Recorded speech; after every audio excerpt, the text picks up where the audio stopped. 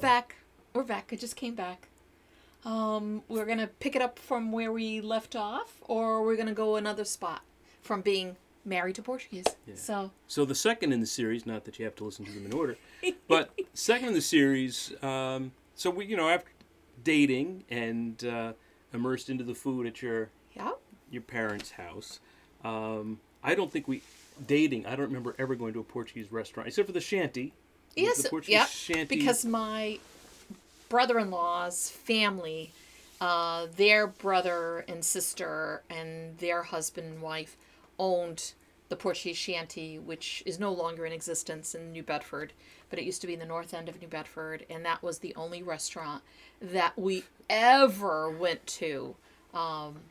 We pretty much ate at home all the time. As my dad would say, no one can make it better than my mom, so it was like... True. Which was true. Which is true. But the shanty, what I loved was carne de spit. The carne de spit was good. And their shrimp Mozambique.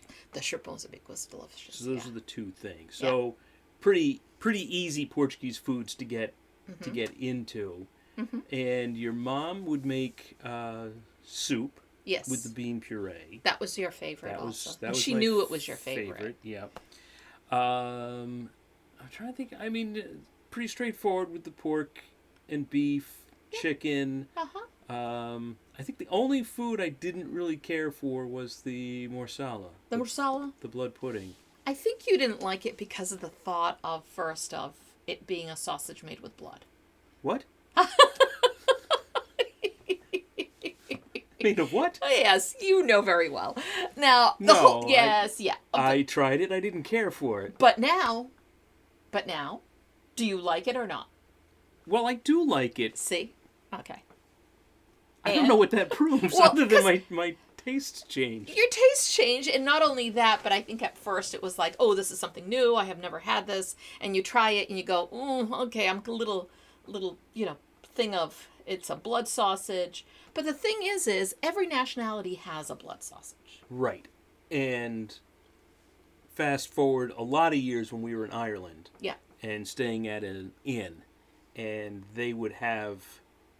For breakfast. They would have it. Black pudding. Right, they called it. Yeah. And fried to a crisp. It was terrific. So that kind of opened the door for me. But that was way in the future. That's many years later. And then I think your mom made liver one time for you. And yeah, she only made it for me, my mom, and my dad. It was the three of us in the family who only liked liver and onions. It's all yours. Yeah, and I love it. I still love it to this day. And no one could make it as good as my mom's. No one. It was very thinly sliced. It was soaked in milk to take out the impurities. It was like just this most amazing marinated liver. It was really good. But yeah, now being married, I'm still the only one who would eat that. None of my husband or my daughter. And even my son-in-laws, they don't even. It's just me. Go figure. I think there'd be a lot more people eating liver. There should be. It's delicious. It really enjoy. is. More for you. But back to dating. And okay, back to dating. Early days of our food. So yes. Besides. Yes. Liking everything else. Yeah. Your family also loves to bake. Oh, Portuguese folks have great desserts. Yeah, great desserts. Yeah, we do. And the thing is again, I grew up with my mom, making her cakes on Saturday. You always had a cake being baked on Saturday. It didn't matter. Well, sometimes in the summertime she would make a different kind of dessert that would just be refrigerated or a little bit more simpler, gelatins with, whipped cream in it and all of that stuff. But there would always be something made on Saturday night because of Sunday. Sunday was the big deal in our home. Because we'd either have my aunt and uncle over, or my sister Adeline at that time, also while we were still dating and not married yet, had her and her husband had bought a house, so they had moved out. So on Sundays they would come for lunch and desserts and all of that stuff, or they'd stop over at his family's house and then come over after, and then we'd all be there, at the end.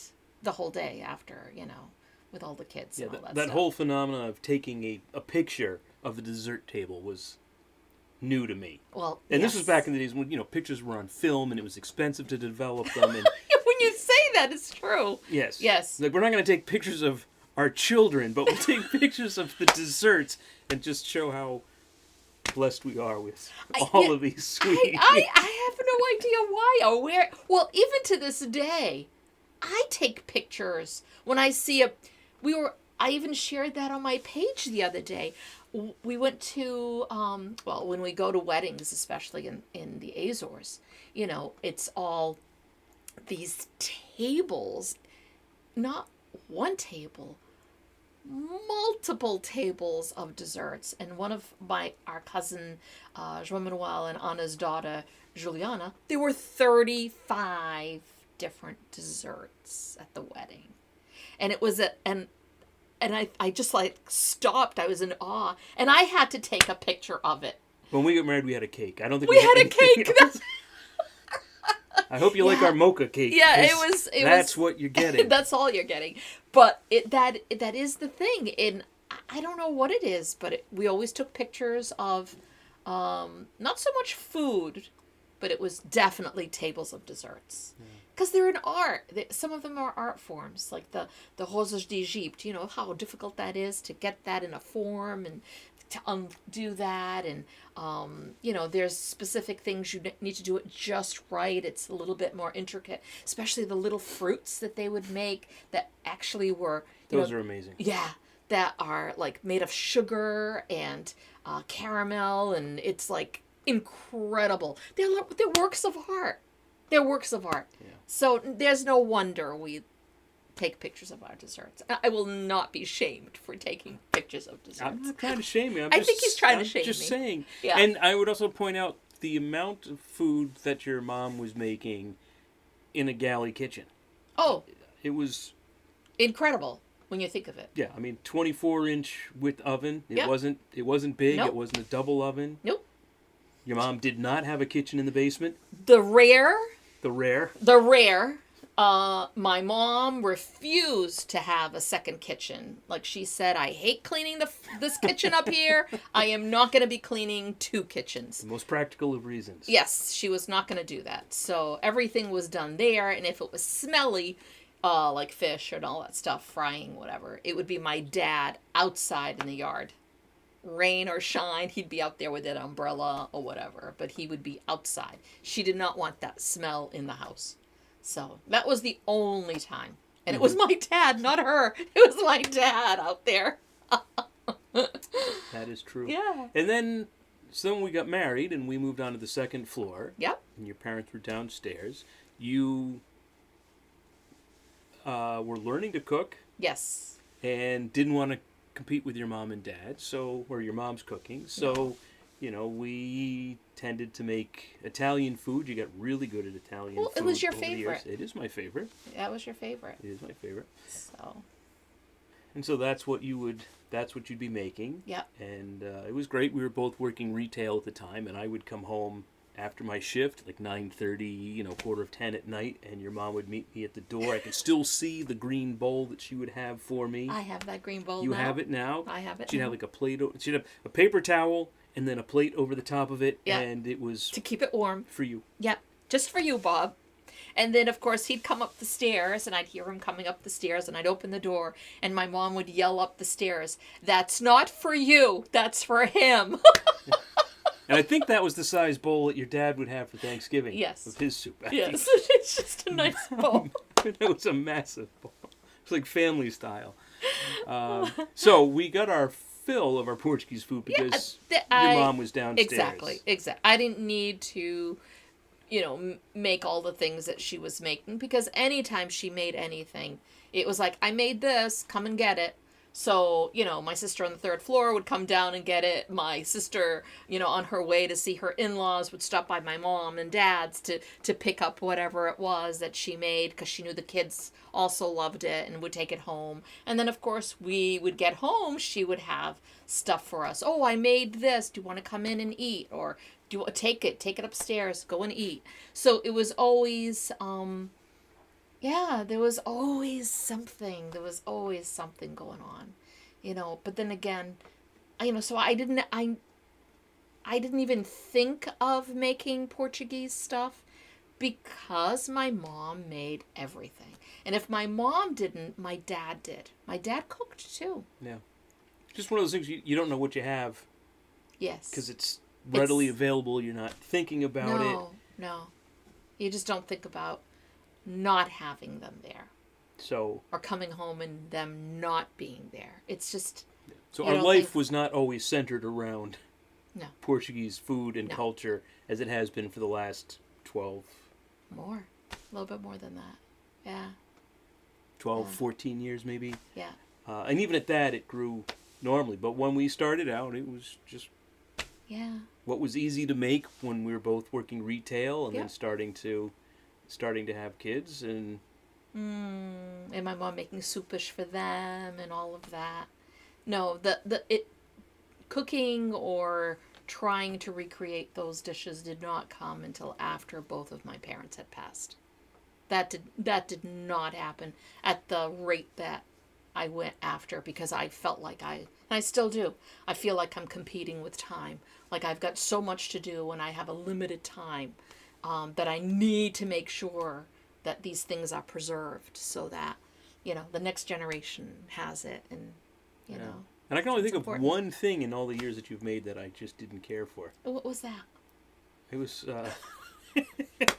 Go ahead. It was some chicken thing. Some chicken thing? In the first year we were married, it was some chicken thing. Your dad ate it.